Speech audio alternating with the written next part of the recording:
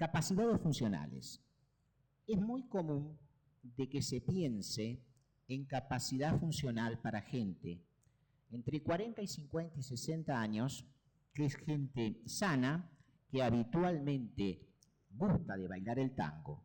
Pero nosotros estamos tratando de llegar, imagino que ustedes también, a otros ámbitos. Y así como Marisa se refería a que en un momento determinado le propusieron entrar a trabajar con discapacitados después de haberlo hecho con no videntes, estábamos conversando con respecto a eso y yo le decía, observa un pequeño detalle en los no videntes. Son aquellos que tienen una muy buena postura al bailar el tango. Porque el no vidente no mira hacia abajo, el no vidente tiene esta posición. Y realmente ver bailar a los no videntes es muy lindo, además de que uno se siente muy bien. En una oportunidad, en una milonga en Buenos Aires, me llamaba poderosamente la atención un muchacho que bailaba muy bien, realmente muy bien, una elegancia tremenda. En un momento determinado le digo a mi señora, hay algo que no entiendo, ¿qué está pasando? Y con ese sexto sentido que tienen las mujeres me dice, ese muchacho no ve. Cuando se acercaban a la mesa, ella lo llevaba del brazo, ahí comencé a observarlo y veía que ella lo iba guiando. Pero es magnífico ver un no vidente bailando. Además, la satisfacción que da cuando uno realmente logra el objetivo con personas que aparentemente no están en condiciones. Por eso que cuando hablamos, por ejemplo, de capacidad funcional menor a 3 METs, el MET es una unidad cardiológica que se utiliza, y tengan en cuenta que nosotros trabajamos a veces con pacientes cardiopulmonares que no pueden caminar 20 metros. Entonces, tenemos que trabajar de una forma muy, muy especial. Y el tango tiene la maravillosa virtud de permitirnos trabajar con todos los pacientes, aún con pacientes realmente graves. En estos casos, se hacen varias sesiones por día que nunca superan los 5 a 10 minutos. Son sesiones cortitas de baja intensidad. Cuando tiene entre 3 y 5 MET, ya se hacen 2 sesiones por día de 10 a 15 minutos, cada una de baja intensidad. Bailar aproximadamente insume como mínimo de 3 a 5 MET o más. ¿Qué sucede cuando el paciente tiene una capacidad funcional mayor a 5 METs? Ya ahí pasamos a las 3 a 5 sesiones por semana habituales. La intensidad se debe ajustar a la tolerancia cardiorrespiratoria individual. Por eso no es posible hacer una generalización en las sesiones. Y aquí está lo importante de lo que es la frecuencia cardíaca de entrenamiento. Nosotros pregonizamos el 75% de la frecuencia cardíaca máxima de esa persona, entre el 75 y el 85% alcanzada en la prueba ergométrica. Pero si esta es clínica y eléctricamente normal. En el caso de anormalidad, que se presente cualquier alteración, la frecuencia cardíaca será también del 75%, pero de la frecuencia cardíaca alcanzada en el umbral de isquemia. Por eso que cuando hay alteraciones electrocardiográficas, en este caso en el segmento ST, el paciente rehabilita en su capacidad útil, no en su capacidad máxima. Cuando hablemos de intensidad también en la tarde, me gustaría tocar un tema que es qué condiciones debe requerir un postulante a una sesión de baile cuando se aplica la palabra salud. No es lo mismo una clase de baile de tango que una clase o una sesión donde quien está a cargo de esa sesión aplica la palabra salud o terapia. Hay una serie de requisitos mínimos que es conveniente o necesario o lo deben tener en cuenta para evitar cualquier tipo de inconvenientes. Cuando no sucede nada, no hay problemas, pero cuando suceden, descompensaciones de algún tipo, es importante que ustedes sepan cuáles son los mínimos requisitos que deberían haber tomado para aceptar a esa persona a una sesión de baile, en este caso con la salud de por medio. Esto es un tema que es la identificación clínica de la intensidad. La escala de sensación subjetiva. Cuando estamos en un grupo bailando, nosotros no podemos en este momento disponer, como por suerte disponemos nosotros, de la telemetría, es decir, estamos viendo en un monitor inalámbrico todo lo que está sucediendo en el paciente. Pero si no se dispone de tecnología, tenemos que tener una determinada forma de poder, en cierta medida, saber qué está sucediendo con ese paciente. Entonces utilizamos una escala, que se llama la escala de Bohr, que la hemos aplicado al baile de tango y que es la respuesta al esfuerzo. Esto también lo vamos a ver después en forma práctica, por eso lo voy a avanzar. Ahora comienzan las buenas noticias, y no se entusiasmen porque dentro de unos segundos algunos van a quedarse un poquito preocupados por las malas noticias. Las buenas noticias son que la mejoría del consumo de oxígeno, el grado de mejoría del consumo de oxígeno y el consumo, el incremento máximo, guarda relación directa con la intensidad, duración y frecuencia. O sea, más se baila, más se mejora. ¿En qué medida? Hay una relación lineal entre el consumo de oxígeno y la frecuencia cardíaca. Se puede establecer una correlación significativa con un error no mayor al 10%. Por eso que van a ver ustedes que nosotros permanentemente le estamos tomando el pulso a los pacientes porque en forma indirecta estamos teniendo una correcta impresión del consumo de oxígeno. Habitualmente a los principiantes les tomamos el pulso cada 2 temas y a aquellos que ya están en las sesiones en forma reiterada cada 4, 5, 6 tangos.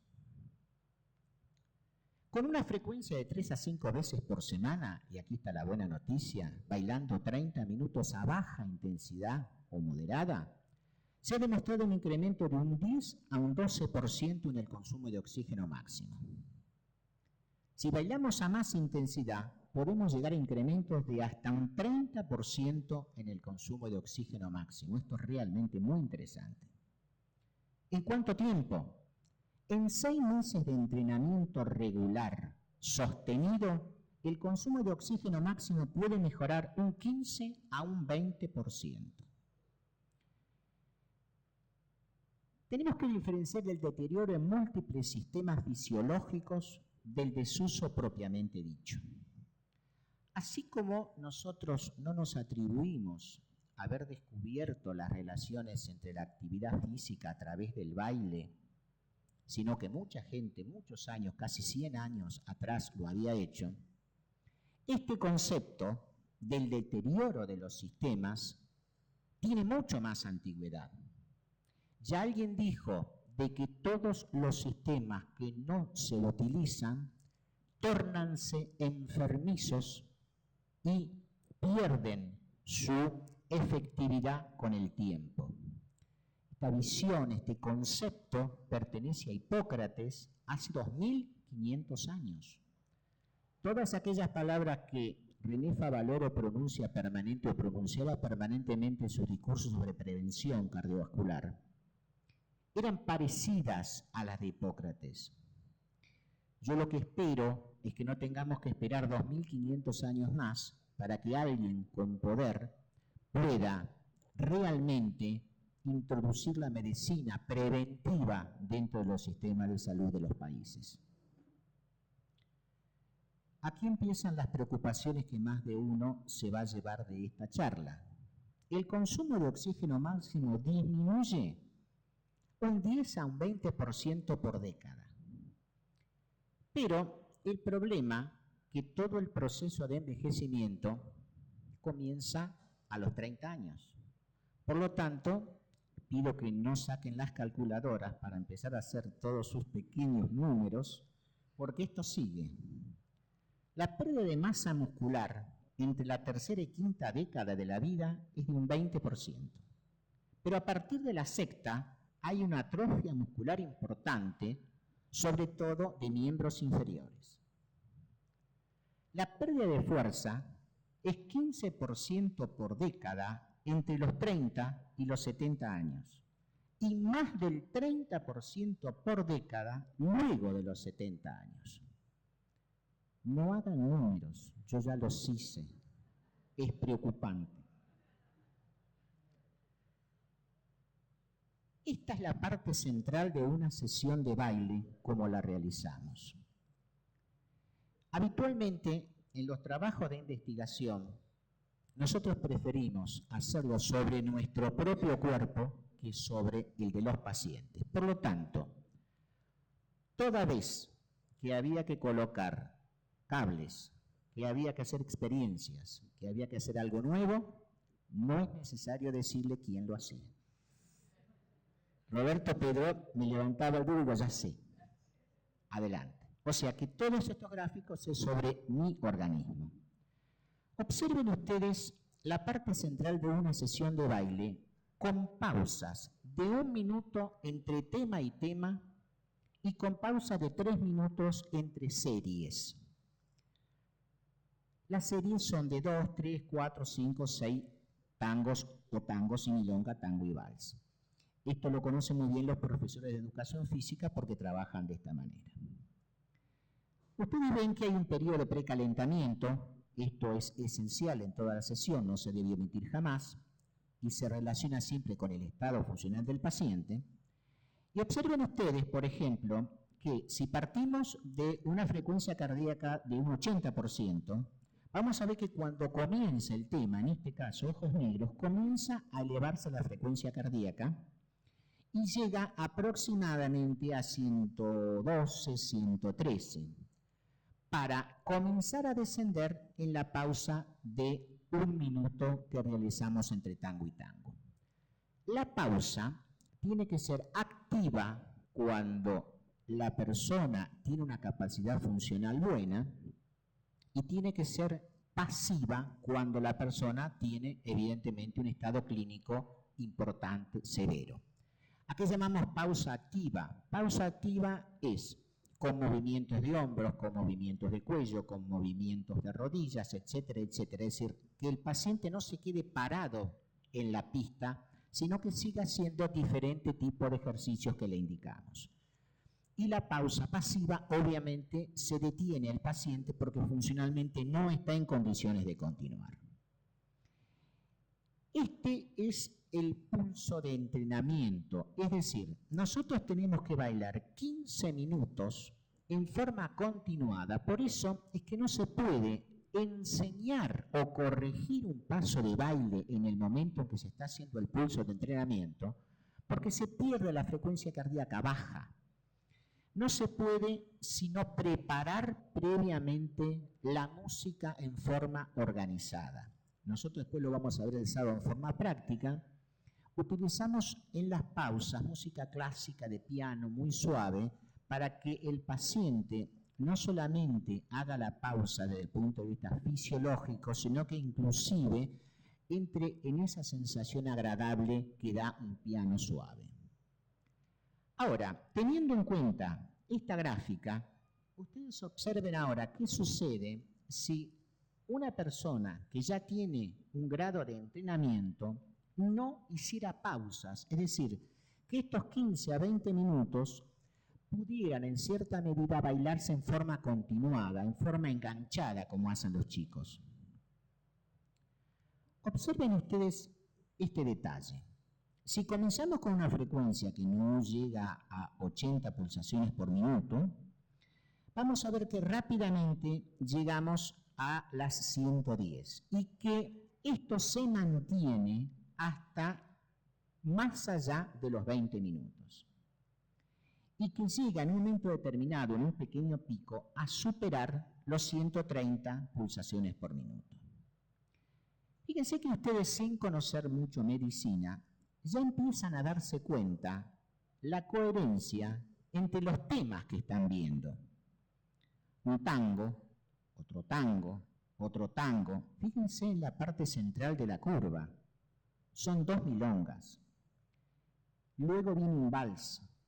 Pero observen un detalle, luego viene otra milonga. Si yo les preguntara, ¿qué intérprete es el de las milongas centrales?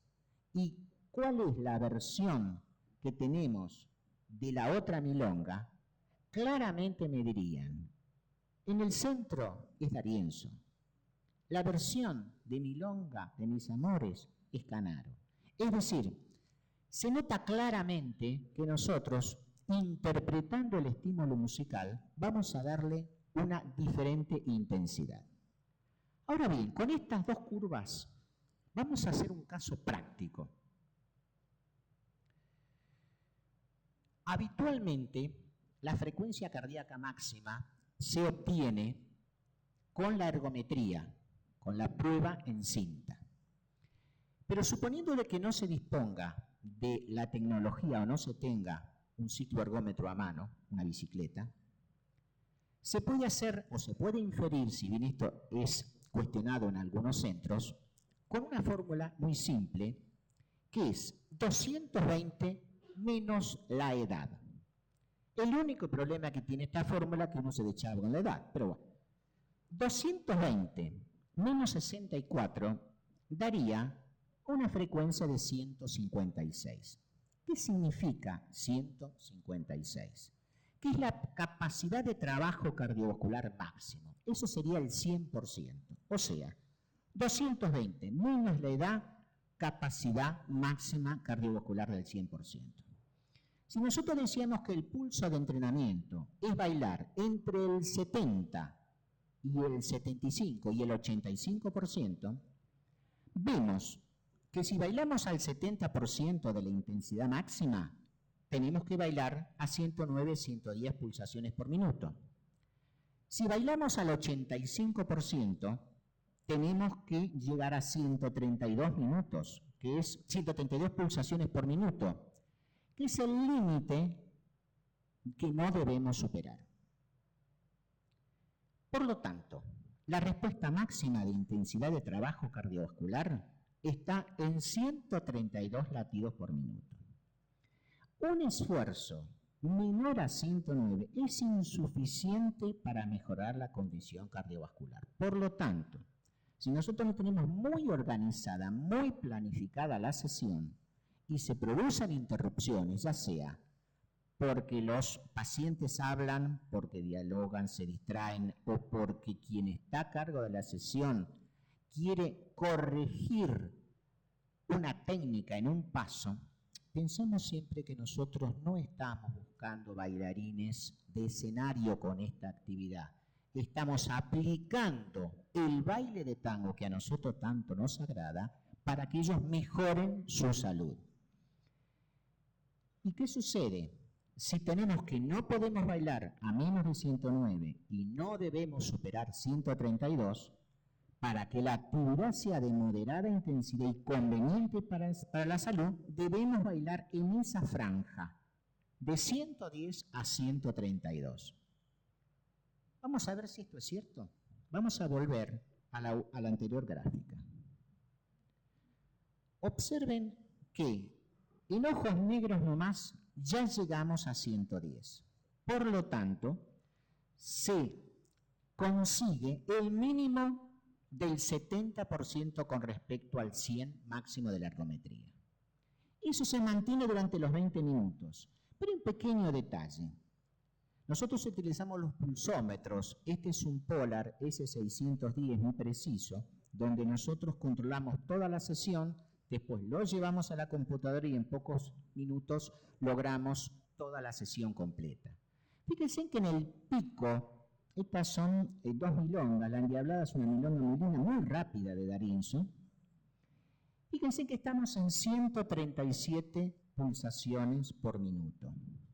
Si hablábamos de que el máximo era 132 y que 132 era el 85% del consumo de la frecuencia cardíaca, vamos a ver que estamos prácticamente entre el 87 y 88%, es decir, nos estamos acercando casi al 90%. Por lo tanto, esta es una prueba irrefutable de que el baile de tango tiene una intensidad realmente útil y que lo que interesa es poder seleccionar muy bien los temas, las orquestas y básicamente tener en este caso el entusiasmo de hacerlo con los pasos más simples posibles.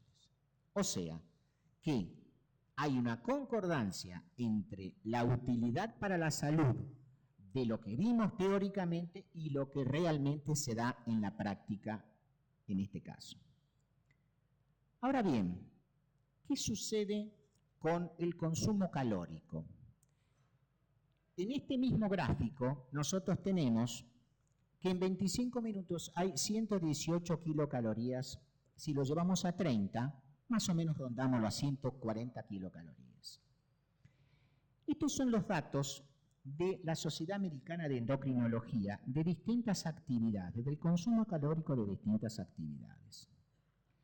Observen, por ejemplo, lo siguiente. Caminar moderadamente, en 30 minutos 107, danzar, como sería el tango 129, pero danzar vigorosamente estaríamos en 177. Por lo tanto, esos 140 que nosotros tenemos como gasto calórico es producto de haber incluido 2 milongas y un vals. Es decir, que hay una concordancia perfecta con respecto a los hallazgos de la Sociedad Americana de Endocrinología. Y si comparamos un poquitito estos 130 de bailar tango y milonga en una sesión, vamos a ver que superan al golf, vamos a ver que están en una equivalencia con la natación y que indudablemente son superadas por el vóley, por el tenis. Este es tenis doble, no es single, que es más intenso, y por el fútbol sin ninguna duda. Pero realmente el consumo calórico es sumamente importante. Ahora fíjense en que ustedes ya están haciendo un cálculo. Si yo gasto 140 kilocalorías por 30 minutos, quiere decir que yo estoy gastando 14 calorías por tango, teniendo en cuenta un promedio aproximado de 3 minutos por tango. El único inconveniente es que una media luna tiene 100 calorías. Por lo tanto, cada media luna que ustedes se coman les obliga necesariamente a bailarse por lo menos 3 tangos. Vamos a algo agradable, que es la mezcla de algo grato, como es la música, como es el baile y como es la medicina. Cuando incursioné en esta área, realmente tuve satisfacciones muy hermosas. Entonces, por eso quiero agradecer a algunos maestros, como Mariano Mores, por ejemplo, como Horacio Ferrer, que no habla de otra manera si no es con poesía. Qué grato que es escuchar y hablar con él.